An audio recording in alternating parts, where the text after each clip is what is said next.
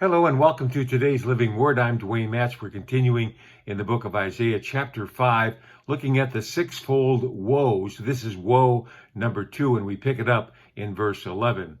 Woe to those who rise early in the morning, that they may follow intoxicating drink, who continue until night, till wine inflames them. The harp and the strings, the tambourine and flute and wine are in their feasts, but they do not regard the work of the Lord, nor consider the operation of his hands. Therefore, my people have gone into captivity, because they have no knowledge. Their honorable men are famished, and their multitude dried up with thirst. That's Isaiah 5:11 through 13. Been there, done that, got the t-shirt, and by the grace of God, I ain't going back, Jack. Woe to those who allow alcohol and partying, represented here by harps, strings, tambourine, and flute, to wag their tail rather than live in regard to the workings of the Lord. Such people are taken captive by their desire for debauchery, to the point that any knowledge of God and his righteousness is gone.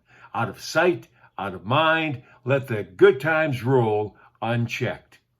The once honorable man is famished from a lack of feeding on the bread of life, and his thirsty soul is dried up with the ravages of alcohol, as opposed to being filled with the living water that is Jesus. I see now that my past struggles with alcohol abuse was a means of escape from a reality that I, for some reason or another, couldn't deal with. But here's the thing.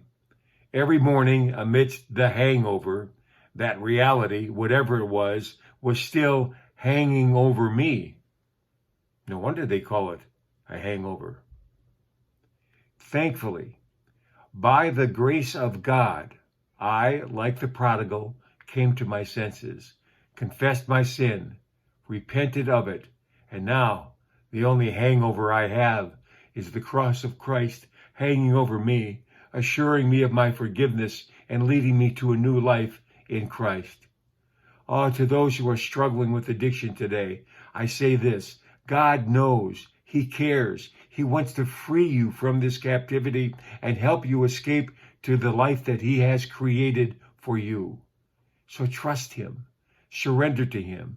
He is the true bread of life and living water for your thirsty soul. I'm Dwayne Matz, and that's today's Living Word.